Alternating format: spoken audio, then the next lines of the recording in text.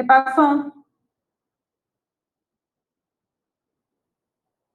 No, ahí está bien. Solamente tiene que presentar, doc. Abrir el documento normal como si usted lo estuviese viendo allá.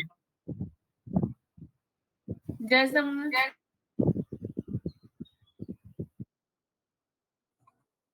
Solo es que eso, sí, ya estamos viendo, doc. Sí, vale.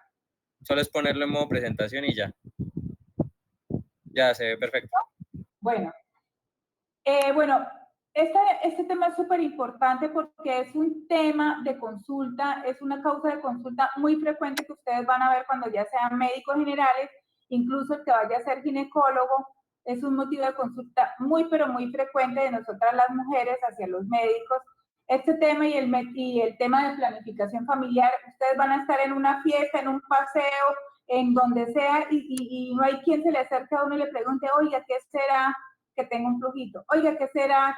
¿Con qué pastilla? Oiga, entonces, ese es un tema muy importante y aún le siguen remitiendo los pacientes de médicos generales que tratan mal las vaginitis y las vaginosis con medicamentos que no son, y nosotros manejamos muy poquitos medicamentos.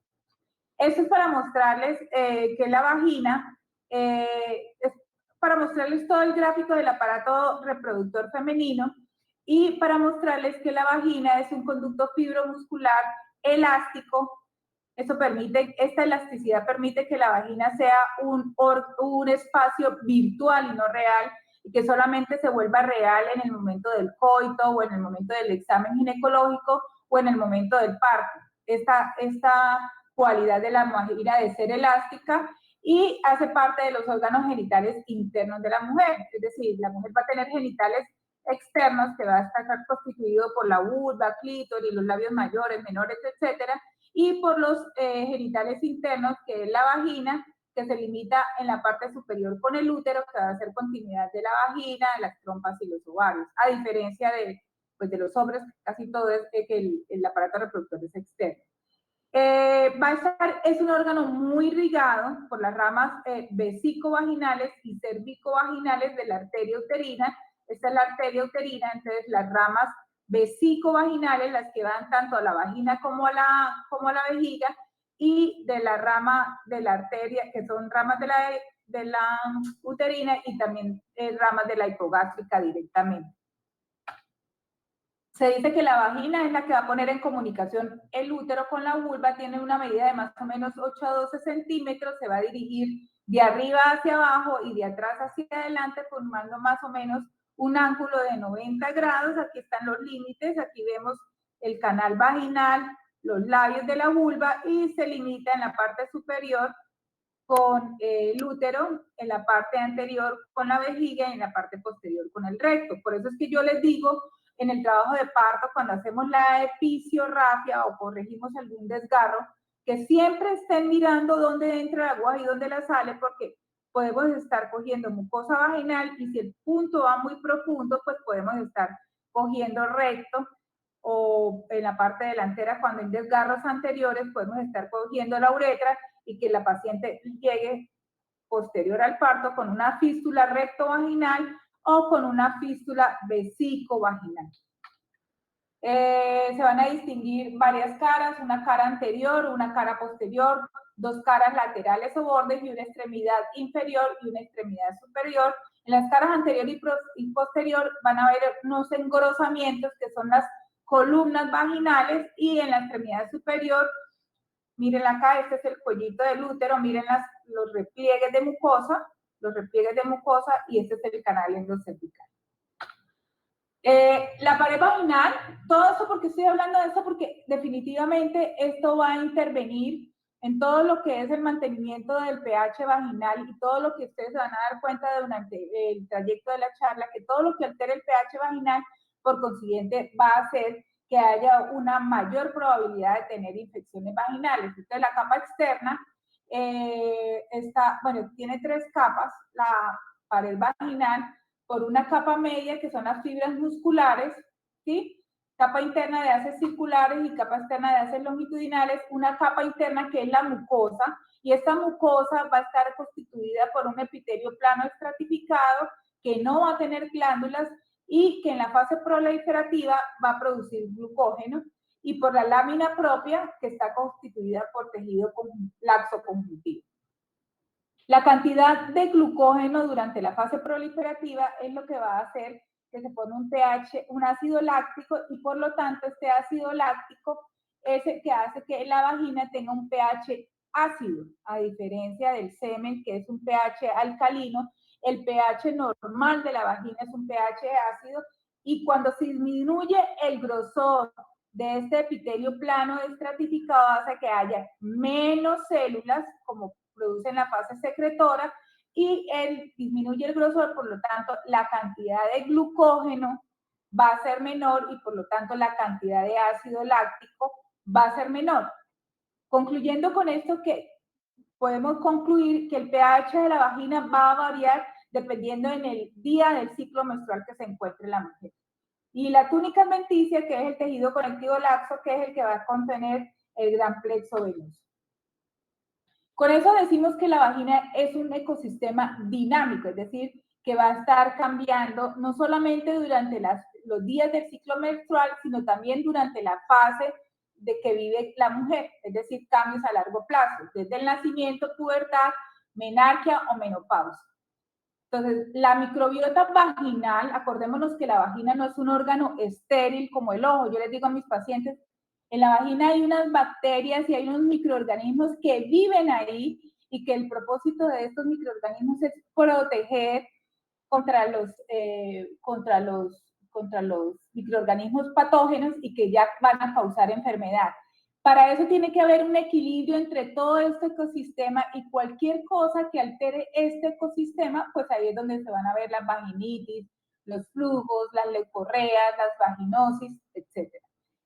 Entonces, el más abundante de estas especies es el Lactobacillus spp, que ustedes se van a dar cuenta en los reportes de citología, que le vienen mucho a uno, y doctor, miren, me salió lactobacillus, eso es muy grave, y uno le dice, no, lo que debe vivir en la vagina principalmente son los lactobacillus, especialmente el lactobacillus de Doder-Lane, que va a hacer que se desdoble esa glucosa. Acuérdense que yo les dije en la anterior diapositiva, que entre mayor sea el grosor de este epitelio estratificado, pues hay mayor producción de glucógeno, y entre menor, pues menos producción de glucógeno. Lo que hace ese lactobacilo es desdoblar la glucosa o el glucógeno y producir ácido láctico, para que finalmente el pH de la vagina sea un pH ácido entre 3.8 y 4.2. Y este pH ácido lo que va a hacer que se inhiba el crecimiento de bacterias potencialmente patógenas, y que finalmente se traduzca en enfermedad. En últimas, van a regular la flora vaginal normal. Es por esto, por ejemplo, que le van a llegar pacientes que después del tratamiento de un Helicobacter pylori, o después del tratamiento de una otitis, de una sinusitis, donde hay tratamiento prolongado con antibióticos, llegue la paciente diciendo, tengo una piquiña terrible, y es por eso, porque se produjo una alteración de este ecosistema. No solamente se mataron las bacterias malas, sino también el antibiótico acabó con el lactobacillus, produciendo finalmente que se traduzca eso en una vaginitis por uno.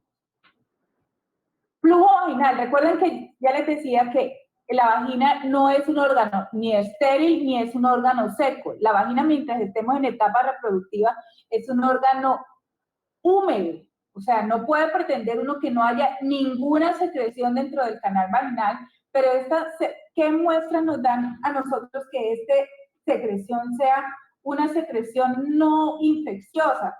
Pues es un fluido vaginal que va a estar inoloro, es blanco o transparente, no huele mal, que va a estar compuesto por el desprendimiento de las células epiteliales de ese epitelio plano estratificado, que ya les hablé, por las secreciones de las glándulas del cuello uterino, es decir, las glándulas endocervicales mucoides, y la flora vaginal normal. Pero esta es la imagen, cuando ustedes vean en la especuloscopia, que esta es la imagen de un flujito vaginal completamente normal, y que va a ser mucho más transparente, como filantes, como si fueran gelatina, cuando se esté en la ovulación. Por eso muchas de las mujeres pueden ver cuando están en el periodo de ovulación, porque esa secreción va a cambiar de viscosidad. Entonces, eso era lo que les decía, que el flujo vaginal está compuesto por la flora vaginal normal que vive ahí en la vagina y secreción de las glándulas secretoras existentes del tracto genital y además del transudado de los capilares de la pareja vaginal. ¿Se acuerdan que les dije que la vagina era un órgano muy irrigado porque vienen de las ramas de las uterinas y de las ramas de la hipogástrica y de las células descamativas del epitelio escamoso? Es un ecosistema dinámico que tiene más o menos 10 a la 9 unidades formadoras de colonias por gramo de fluido vaginal. Luego, definitivamente no es un órgano estéril. Aquí para mostrarles algunos de los organismos que se encuentran en la vagina de mujeres sanas. Principalmente ya saben ustedes que es el lactobacillus, que es el principal que produce ácido láctico, desdobla el glucógeno en ácido láctico para mantener este pH ácido, pero también tenemos cocos y bacilos gram positivos, bacilos gram negativos, bacilos y cocos gram positivos, bacilos gram negativos, micoplasma, peptococcus, bueno, todo lo que les estáis viendo, mostrando ahí en la diapositiva, y que esto, gracias a ese ecosistema dinámico, es el que se mantiene el equilibrio para que estas bacterias, gracias al pH ácido, no produzcan enfermedad. Luego, todo lo que altera el pH va a producir las leucorreas por uroplasma o por Klebsiella o por streptococo, que finalmente van por consecuencia que hayan leucorreas de mal olor o que piquen o que cambien el color normal de esa secreción vaginal. Bueno, lo mismo para mostrarles, pero ya aquí con un porcentaje de cuál es el que más se encuentra en la vagina, el lactobacillus, pero miren que también existen levaduras, moluncos, bacilos gram negativos, gram positivos, que se van a encontrar ahí normalmente en la vagina. Entonces, cuando un cultivo vaginal le diga, no, pues si hay Locorinebacterium, pues eso es lo que básicamente va a estar ahí presente en el canal vaginal. Lo mismo para decirles que es de color blanco, consistencia filante, de alta viscosidad, generalmente producida por lactobacillus, y la citología, cuando tomamos células de este canal vaginal, pues va a variar dependiendo de la etapa en que se encuentre la paciente, del día en que se encuentre el ciclo menstrual, si se encuentra en embarazo, si se encuentra menopausia, del estado emocional. Todo esto va a variar en cómo se mantenga este equilibrio, este ecosistema vaginal. En una vagina de una mujer normal y sin ningún signo de infección vaginal suelen existir gérmenes y el número de estos pueden ser importantes. ¿Qué factores pueden influir en la producción de gérmenes? El glucógeno existente en las células descamadas del epitelio escamoso es transformado por los lactobacilos y otras bacterias y de esta forma vamos a producir ácido láctico y un pH menor de 4.5. El pH favorece el desarrollo de gérmenes acidófilos como el lactobacilo y a su vez inhibe el crecimiento de otras bacterias potencialmente patógenas. Entonces los estrógenos, que son las hormonas que producimos durante la etapa reproductiva, elevan el contenido de glucógeno, influyendo sobre el tipo de organismo que coloniza la vagina.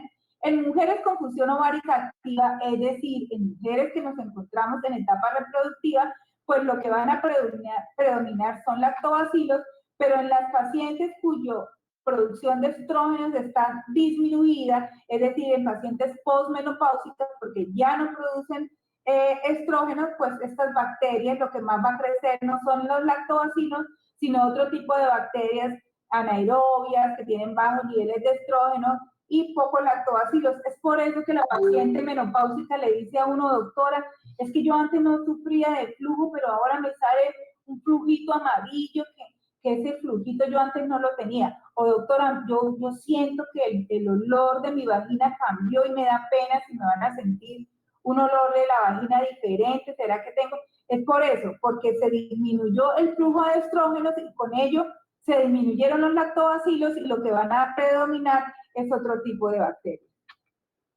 Entonces, esto para mostrarles que el epitelio, la cantidad de glucógeno y finalmente el pH va a variar según la etapa de la mujer en que se encuentre. Miren, en la fase de niña, o sea, cuando no ha venido la menstruación, por ausencia de los estrógenos, este epitelio va a ser un epitelio plano estratificado, pero fino, porque no hay ausencia de estrógenos, y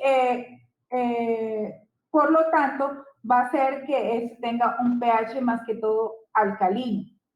El glucógeno va a ser bajito porque no vamos a tener lactobacilos, pero en la fase reproductiva de la mujer vamos a tener un epitelio que es grueso, formado hasta por 25 capas celulares, por lo tanto la cantidad de glucógeno que van a producir el metabolismo de estas células va a ser alto, y por lo tanto los lactobacilos van a hacer que este glucógeno lo desdoblamos en glucosa primero y finalmente en ácido láctico, permitiendo que el pH sea ácido, y finalmente en la perimenopausia, posmenopausia, ya vuelve a disminuir este epitelio por el bajo nivel de estrógenos y hacer que el pH de la vagina vuelva a variar.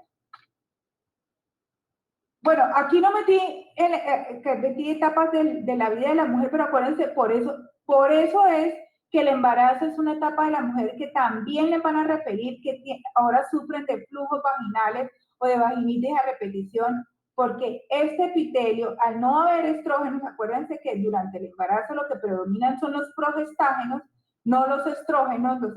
Los ovarios están quieticos. Entonces, por lo tanto, va a cambiar el pH vaginal de la paciente embarazada, y eso va a hacer que la paciente embarazada, es común que las pacientes se quejen de vaginitis o vaginosis a repetición. Entonces, leucorrea viene del griego leuco, que significa blanco, y rea, que significa flujo. Es la causa más frecuente de consulta en ginecología, lo que decía al principio, pero esta leucorrea puede ser fisiológica o patológica. Fisiológica es lo que ya les mostré, pero cuando hay preponderancia de los organismos patógenos, pues ahí es donde vemos la enfermedad o la infección. Entonces, miren, esta descarga, que es un líquido blanquito que va a estar producido por las células del epitelio estratificado, por secreciones de las glándulas que se encuentran en el cervix, por el trasudado de los capilares que se encuentran, de los capilares que se encuentran irrigando la vagina, y eso hace que sea una secreción filante, blanca, que no tenga mal olor, ni tampoco sea un color desagradable. ¿Sí? Este ecosistema vaginal va a estar perturbado por agentes o infecciosos, o por fase del ciclo menstrual, o por la actividad sexual que tenga la paciente, por el uso de antibióticos, productos higiénicos. Aquí esto quería darles como importante, porque las pacientes generalmente relacionan infecciones vaginales con higiene. Entonces le dicen a una doctora, es que yo no sé por qué tengo tanto flujo y sufro de flujo si yo hasta me baño con Isodin espuma, lo tengo ahí en la regadera para mantener la higiene, y sin embargo sufro de infecciones vaginales por cuerpos extraños. Es por eso que el uso de Tampax o el uso de los dispositivos intrauterinos en algunas ocasiones pueda predisponer a infección, el embarazo, el uso de estrógenos como los anticonceptivos orales, la actividad sexual, los anticonceptivos, o el uso de estrógenos en las pacientes menopáusicas. Entonces, según la cantidad, el olor, el color y el factor causal que lo produce principalmente, pues vamos a tener leucorreas específicas que generalmente son por un agente infeccioso. Entonces, leucorreas o vaginitis por hongos, por tricomonas, por clamidia, por Candida albicans, o las inespecíficas, que son por varios gérmenes, como les decía yo, que pueden estar en la vagina y que son varios gérmenes las que están produciendo esa leucorrea inespecífica, o las producidas por hipoestrogenismo, que es la leucorrea disclásica, o las ocasionadas por fármacos irritantes. Entonces tenemos en este grupo las pacientes que utilizan duchas vaginales, las pacientes que utilizan desodorantes vaginales, las que utilizan permanentemente protectores o ese tipo de cosas. Entonces son las irritativas. Desodorantes, bueno, todo lo que se le ha sacado a la vagina para que huela bien. Acuérdense que la vagina no es que huela a flores. la vagina no es que huela a perfume, pero la vagina debe oler a vagina. Entonces uno no tiene por qué intentar cambiar el olor de la vagina, echando desodorantes, echando perfumes, o echando cremas, o utilizando condones de olores, condones de sabores, todo, o lubricantes de colores, o lubricantes de olores, porque todo esto puede alterar el pH vaginal. Entonces, empecemos con las vaginitis de origen infeccioso. Acordémonos que las vaginitis por bacterias, especialmente por la Gardnerella, es la que va a predominar, el 41%. Luego le sigue la vulvovaginitis por cándida y finalmente por tricomonas. Pero casi siempre son las vaginosis bacterianas las que van a predominar y de esas vamos a empezar a hablar en estos momentos. Miren, aquí esto es para hacer según las edades, para que ustedes más o menos piensen en el tipo causal que está produciendo esa vaginitis. Yo les dije que este era el factor, la causa más frecuente de consulta ginecológica, y si ustedes hacen pensar por grupos etarios, pues ustedes más o menos ya saben cuál es la causa. Por ejemplo, en las pacientes chiquitas, pues sí, por falta de higiene, porque la mamá no les cambia los calzoncitos, o porque no hay una buena aseo de la parte genital, o porque hay contaminación de los gérmenes perianales con los gérmenes de la vulva o de la vagina, es decir, que en el momento de secarse después de la orina, después de que orinan, hay contaminación, o por irritantes químicos, por cremitas que utilizan, o por cuerpos extraños que a veces los niños se meten ahí en la vagina, las niñas, o por enfermedades cutáneas que no son infecciosas, sino porque las niñas tienen una dermatitis, ya sea de contacto o seborreica. O las infecciosas por parásitos. Acuérdense que los oxiuros dejan los huevitos ahí en el ano durante la noche, pero los oxiuros pueden migrar hacia el introito vaginal y dejar huevitos de oxiuros. No sé si ustedes cuando pasaron por pediatría vieron a la causa del motivo de consulta que les pica y les piden a uno valoración, y uno abre los labiositos vulvares y ven todo el introito vaginal llenito de oxiuros, y lo que están produciendo la piquiña pues no les va a servir para honguitos, sino lo que tienen que darle es un antiparasitario porque está llena de oxiuros. Por tricomonas, cuando hay abusos sexuales, la vaginosis bacteriana, que es por la Gardnerella. En la adolescencia y en mujeres en edad fértil, pues ya la principal causa, como ya se tiene un inicio de vida sexual, pues la principal causa son las infecciosas, como Gardnerella, como tricomona, como clamidia, principalmente vaginosis bacteriana, el 40 al 50%, o por irritantes químicos, ya sea por lubricantes, por desodorantes, por perfumes, por cremas, y posmenopáusica generalmente la atrófica, es decir, por hipoestrogenismo. Aquí le viene la paciente a uno de 65 años que le pica la vagina, doctora, y me han dado clotrimazol, terconazol, metronidazol, imidazol, bueno, y nada que me pica, y nadie se ha detenido a decir, oiga, pero esta paciente de tener los estrógenos bajitos, pues pongámosle estriol vaginal, o pongámosle estrógenos vaginales a ver si cambia, y uno queda como un rey porque lo único que puso fue estrógenos, mejoró con los estrógenos, y por tanto ya no hay picazón. Bueno, de etiología no infecciosa tenemos la vaginitis atrófica, los tampones o condones, los irritantes, que ya sean los jabones, entre más jabón se echen, pues más irritación, más vaginosis, algunas alérgicas a las duchas vaginales o a los espermicidas también. Hay pacientes que vienen con dermatitis alérgica a los espermicidas, o algunos trastornos médicos sistémicos que tengan un lupus, una artritis, una diabetes, que hace que el ecosistema vaginal cambie, y pues porque haya, no sea por algo infección, sino porque tengan estas enfermedades de base. Bueno, esto es lo mismo que yo les he dicho, que la fisiológica es de secreción transparente o aspecto lechoso, no tiene olor, no tiene color, hay ausencia de factores ginecológicos desencadenantes, hay ausencia de enfermedad en las parejas sexuales, y en el frotis, si hacemos un frotis, no vamos a observar ni esporas, ni tricomonas, ni células guía. En cambio, las patológicas pues ya tienen color variable, puede ser verdoso, puede ser amarillento, tiene mal olor. Generalmente dice la paciente que pica o que arde durante la relación sexual.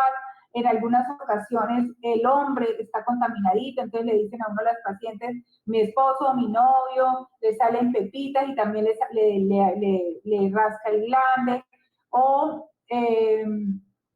existencia de alteraciones en la o las parejas sexuales, pacientes polígamas o pacientes que utilizan mal, por ejemplo, primero hacen sexo anal y luego hacen sexo vaginal, eso hay un transporte de las bacterias de recto y ano hacia la canal vaginal. Y si hacemos un frotis en fresco, pues vamos a encontrar tricomonas, o leucocitos, o esporas, o estructuras micóticas, o células guía. ¿Qué métodos diagnósticos utilizados para las infecciones vaginales? Esto es solo para nombrarlos, pero yo quiero que les quede en la mente de cada uno de ustedes que para el diagnóstico de las infecciones vaginales no requerimos de métodos diagnósticos, porque el diagnóstico de una vaginitis o de una vaginosis generalmente es de tipo clínico. Es decir, teniendo en cuenta lo que le dice a uno la paciente, si huele, si no huele, si tiene picor, si no tiene picor, si duele con la relación, etcétera. Y lo que uno ve en el examen ginecológico nos va a permitir llegar a un diagnóstico certero de lo que tiene la paciente. Pero ustedes deben saber como médicos qué podemos utilizar para el diagnóstico de las infecciones vaginales. Primero el examen en fresco, que es un frotis vaginal, que lo que hacen simplemente es recoger con un hisopo una secreción de la pared de la vagina, se coloca impregnado en un tubo de ensayo con 1 centímetro de solución salina, se agita suavemente, le ponen un cubre objetos y lo van a mirar al microscopio con 10X o 40X, y ahí podemos ver que hay células guía o hay tricomonas si la paciente está infectadita. Pero yo les dije, o sea, estos diagnósticos se puede hacer clínico. Ya cuando ustedes no den con el diagnóstico, pues se pueden hacer valer de un frotis vaginal. Y aquí vamos a ver células guía o tricomonas bajas. Ya, si a esa misma preparación, o sea, a una segunda muestra de esa misma secreción vaginal en un portaobjetos, le agregamos una solución de KOH al 10% y llevamos la laminilla a la nariz, que es el test de aminas, y si hay Gardnerella, uno va a detectar como un olor a pescado, y eso es lo que sucede con la liberación de aminas por descarboxilación de esta solución de KOH. Y eso es lo que va a hacer un test de aminas positivo, que es lo que se da en las vaginosis bacterianas. Entonces, ustedes ven en el PRODIG, se observa células guía en el examen en fresco, y a la prueba de aminas se observa un olor a pescado, que es un olor fétido, de mal olor, por liberación de putrescina y cadaverina. Y el KOH mata a las células y bacterias, pero no va a matar a los honguitos. Entonces, si les agrega este KOH y ustedes ven en el microscopio, supongamos que el test de aminas les haya salido positivo y ven al microscopio, vieron los honguitos, pues se trata de una leucorrea mixta, donde va a haber honguitos y donde va a haber, hongos, y donde va a haber Gardnerella o donde van a haber tricomonas. La prueba del pH del flujo vaginal. Entonces, ustedes ya en sí saben que el pH de la vagina es ácido, y entonces si metemos un pH y podemos ver el pH normal de 3.8 a 3.5 y que hay un pH diferente alcalino, pues ustedes, lógicamente, es altamente sospechoso de que haya una infección vaginal. La coloración de Gram, que ya es algo pues más a nivel bacteriológico, lo que va a hacer es evaluar los morfotipos bacterianos presentes en la secreción vaginal.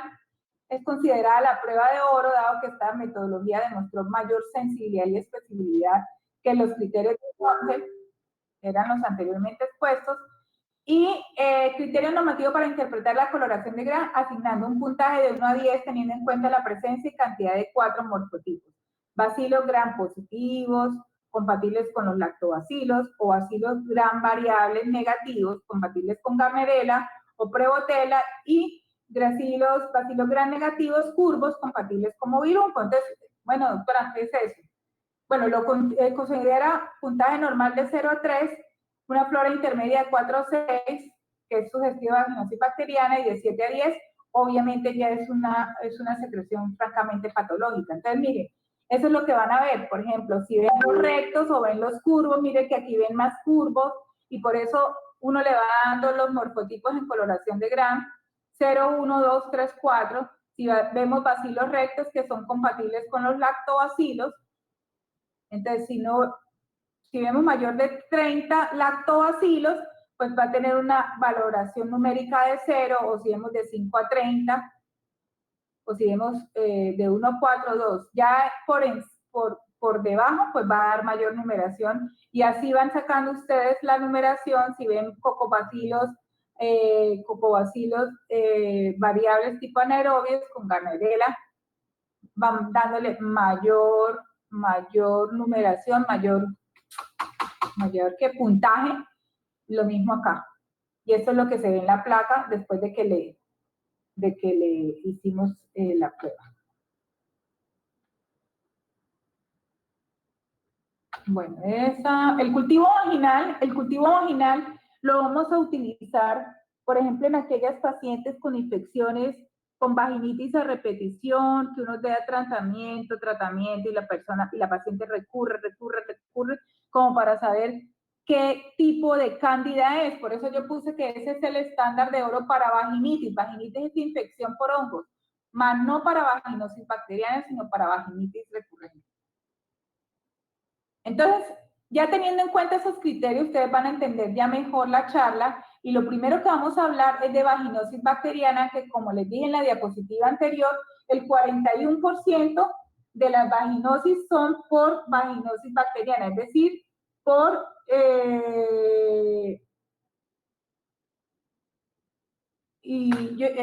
perdón, me distraje aquí, por Gardnerella más que todo. Entonces aquí vemos una muestra, un frotis donde hay lactobacilos rectos, y aquí vemos células guía. Mire que ya está reemplazado todos estos lactobacilos por células guía, que es un indicador de Gardnerella. Entonces, síndrome clínico polimicrobiano resultante del reemplazo de lactobacilos, que es biota normal, en la vagina con altas concentraciones de bacterias anaerobias, por ejemplo, Prebotella, Mobiluncos, Gardnerella. Entonces, se reemplazaron estos lactobacilos por las otras bacterias. O sea, hay un reemplazo de la flora vaginal. Es decir, hay una disbiosis, que es un desequilibrio microbiano en la microbiota vaginal. ¿Listo? La vaginosis bacteriana no es considerada una enfermedad de transmisión sexual, pero sí puede ser un factor de riesgo para enfermedades de transmisión sexual. ¿Por qué? Porque acuérdense que como es un reemplazo de estos lactobacilos por otras micobacterias, sí puede venir un compañero con una enfermedad de transmisión sexual tipo clamidia, tipo tricomonas, VIH, o bueno, y como eso ya no va a tener los lactobacilos protegiendo esta mucosa vaginal, sino otro tipo de bacterias, pues es un factor de riesgo para que haya una infección por enfermedades de transmisión sexual. ¿Listo? Generalmente es producida por la Gardnerella principalmente, pero también puede ser producida por Mycoplasma, por bacteroides, por el Fusobacterium, por la Prebotella y otros. Estos son células guía, y es la principal causa de tipo de flujo vaginal en las mujeres en etapa reproductiva. Lo que les dije, el 41% es la primera causa de vaginitis. Es más común la raza afroamericana y es más común en niñas en etapa fértil, en mujeres en etapa fértil. El 9% en las embarazadas son asintomáticas, pero el 40% son mujeres sintomáticas. ¿Qué factores de riesgo tenemos para la vaginosis bacteriana? Pues, aunque no se clasifica como una enfermedad de transmisión sexual, pero el hecho de la actividad sexual, de la frecuencia con que tienen relaciones sexuales, pues sí va a ser un factor de riesgo. No es lo mismo la niña que tiene relaciones sexuales 1 o 2 veces por semana a la niña que tiene relaciones sexuales todos los días y varias veces en el día. Aunque no es una enfermedad de transmisión sexual, sí las pacientes que sufren de enfermedades de transmisión sexual o viceversa, en forma recíproca, pues tienen un mayor factor de riesgo. Las duchas vaginales por los que les dije, el cigarrillo, la raza negra, definitivamente si se compara raza blanca con raza negra, pues la raza negra afroamericana tiene mayor prevalencia de vaginosis, tener múltiples compañeros sexuales, es decir, las pacientes polígamas, el embarazo, los cuerpos extraños como el dispositivo intrauterino, el sexo oral o el sexo anal, los juguetes sexuales que se utilizan o las relaciones de pareja entre mujeres. Obviamente un factor protector, pues es el preservativo. El 50-75% son asintomáticas, es decir, hay muchos pacientes que o la citología les sale la Gardnerella o que en el examen ginecológico uno les haga la especuloscopia y de una vez sienta el olor. Ya tiene una infección vaginal por Gardnerella. Entonces, hay que preguntarles a las pacientes si tienen flujito, si tiene mal olor, si ocasionalmente es espumoso, si tiene olor fétido durante la menstruación. Aquellas pacientes que le dicen a uno, doctora, a mí me pasa la menstruación y luego me sale un sangrado de muy mal olor, o que durante la relación sexual, ya sea la pareja o ellas mismas perciban un olor que no es, vuelvo y repito, la vagina no es que huela a flores, pero la vagina tiene su olor característico, pero si se percibe un olor que no es el habitual, pues hay que sospechar en una vaginosis bacteriana.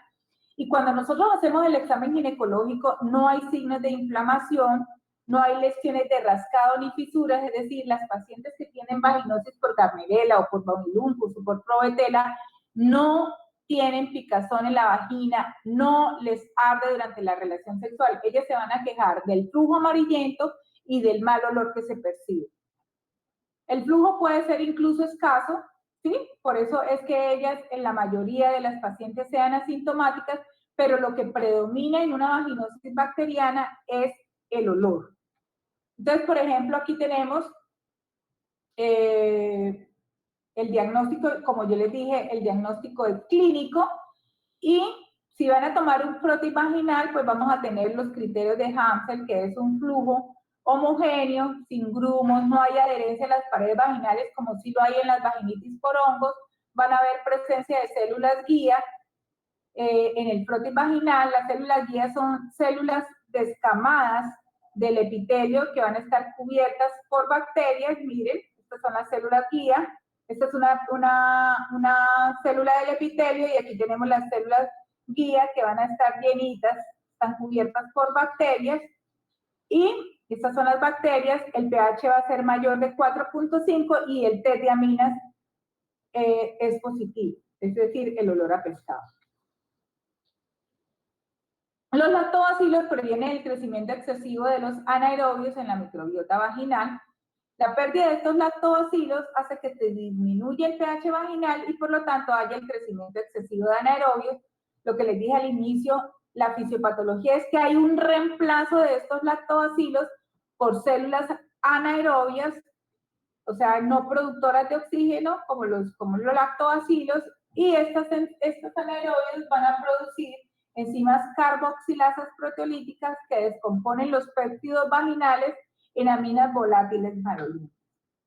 Entonces, los criterios de Nugent, bueno, que ya es a nivel del ADN, pero nada de esto se utiliza. Mira, aquí están los lactobacilos y aquí están reemplazados. Ya no están los lactobacilos, sino están células guía, que son las células vaginales rodeadas de bacterias. Eso es lo que se ve en el frotis vaginal. No utilizamos ni frotis ni cultivo, es decir, no hay necesidad que ustedes como médicos generales les pidan a las pacientes frotis vaginal cuando la paciente se está quejando de flujo, sino por clínica. Nosotros tenemos el diagnóstico y que, bueno, pero doctora, si no tratamos la infección, ¿qué nos puede suceder? Por eso es que a la mujer embarazada le hacemos frotis vaginal desde el inicio. ¿Por qué? Porque con ellas, acuérdense que si hay Gardnerella, La Garnerela sí produce parto pretérmino, ruptura prematura de membranas. Entonces, en las pacientes embarazadas, si no tratamos una Garnerela, pues nos puede dar mayor riesgo de parto pretérmino, ruptura prematura de membranas, mayor riesgo de coriamionitis por ascenso de estas Garnerelas ahí a la cavidad uterina, o una endometritis posparto, o una endometritis por legrado, fiebre en el posparto, infección posaborto, porque hay mayor riesgo de adquisición y transmisión de enfermedades de transmisión sexual, como VIH, tricomonas, clamidia, herpes, y porque también si persiste esa Garnerela a través del tiempo, pues puede ser un factor ahí predisponente para lesiones premalignas si existe un virus del papiloma humano. Entonces, para el tratamiento debemos tener en cuenta si la paciente sintomática, la paciente embarazada asintomática y la paciente asintomática que vaya a llevarse a una cirugía ginecológica. Entonces, aquí tenemos las opciones de tratamiento. Como primera línea en el tratamiento para la vaginosis bacteriana tenemos el metronidazol, que lo pueden dar 500 miligramos vía oral cada 12 horas, que acuérdense que a la embarazada les damos tratamiento sistémico, no tratamiento local, les damos tratamiento sistémico, 500 miligramos cada 12 horas por 7 días, pero también podemos utilizar los óvulos de metronidazol o la cremita de metronidazol. En segunda línea aparece los crema o los óvulos de clindamicina, que también por 7 días para tratar las vaginosis bacterianas. ¿Qué alternativas? Las timidazoles, 2 gramos dosis única, o timidazol 1 gramo oral por 5 días, también lo podemos utilizar. Lo mismo, el metronidazol oral que le damos a las pacientes embarazadas. A las pacientes embarazadas no damos tratamiento local. ¿Listo?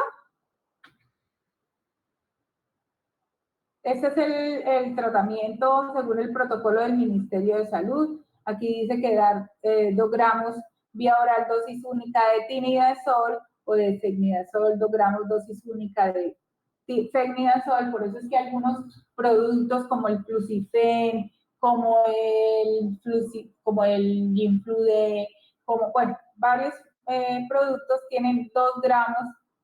Son 2 tableticas y cada tabletica tiene 1 gramo y uno le dice, tómese estas 2 tableticas.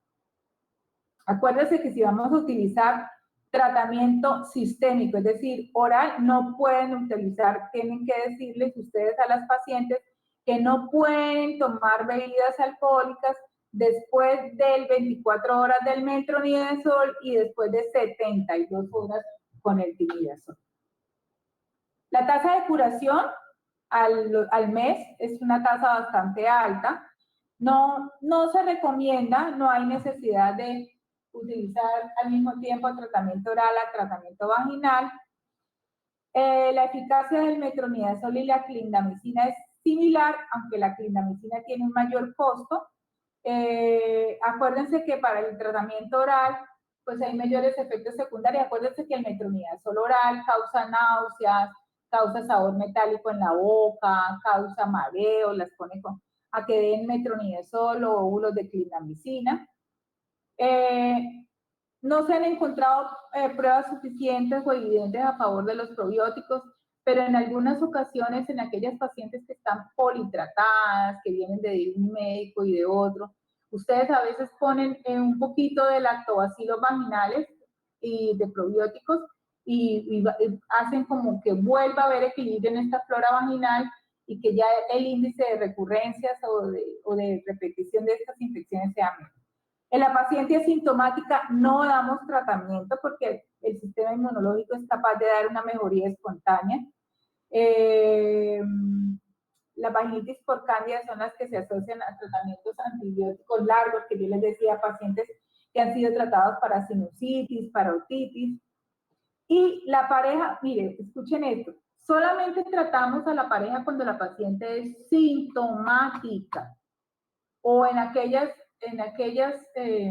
situaciones en que uno da tratamiento y la paciente vuelve y ya hemos quitado todos los factores de riesgo, pues damos un tratamiento a la pareja, pero normalmente como de primera línea no damos tratamiento a la pareja.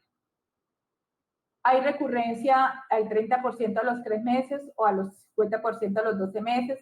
Eso depende o no de los factores de riesgo que ya les mostré, el hecho de tener múltiples compañeros sexuales o el hecho de hacerse el secado mal cuando hay micción, o pacientes que utilizan duchas o utilizan perfumes o utilizan la tanguita brasilera, que hay contaminación de la parte perianal a la parte vaginal. En estos pacientes con vaginosis recurrente, pues definitivamente hay que en algunas ocasiones dar una terapia supresora, y en algunas ocasiones también recomendamos la circuncisión a la pareja masculina, porque acuérdense que los pacientes que no están circuncidados, hay mayor almacenamiento de gérmenes ahí en el glande, que puede estar siendo como factor de riesgo para estas vaginosis a repetición, y por lo tanto estas dos cosas no se puede traducir en disminución de las recurrencias. Entonces, cuando hablamos de una vaginosis recurrente, cuando hay 4 o más episodios de vaginosis bacteriana al año, siempre hay que descartar inmunosupresión, como lupus, como diabetes, como enfermedad concomitante con VIH o un CA de cervix asociado.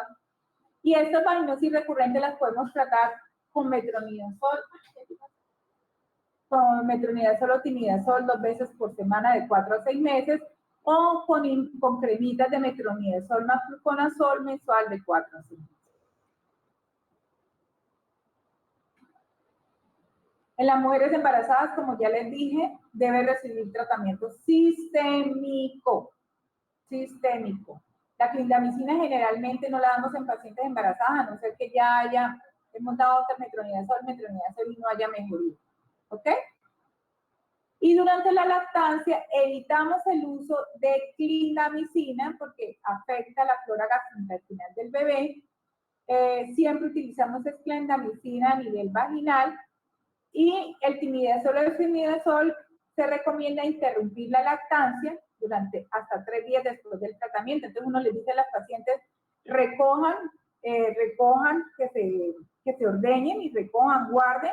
No le va a dar, y esa lechecita que se ordeñó es la que le va a dar el tratamiento durante el tiempo que va a durar en tratamiento para la vaginosis. ¿Qué pronóstico tiene la vaginosis bacteriana? Pues sin tratamiento puede resolver hasta un 20 a 30%. Con tratamiento antibiótico las tasas de curación son mucho más altas. Y la mujer embarazada, a diferencia de la no embarazada, debe siempre recibir tratamiento sistémico, y uno habla de persistencia porque la paciente le dice, no, doctora, me tomé eso y sigo lo mismo, o recurrencia en los que dicen, me pasó, pero volví a sentirlo a los 15 días. ¿Listo? Niños, se me presentó aquí un problema. ¿Qué les parece si continuamos la clase en media horita?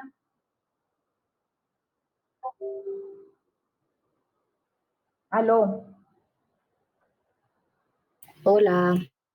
¿Sí? Bueno, entonces media horita la seguimos, ¿vale? Porque faltan hongos y falta tricomonas, ¿vale?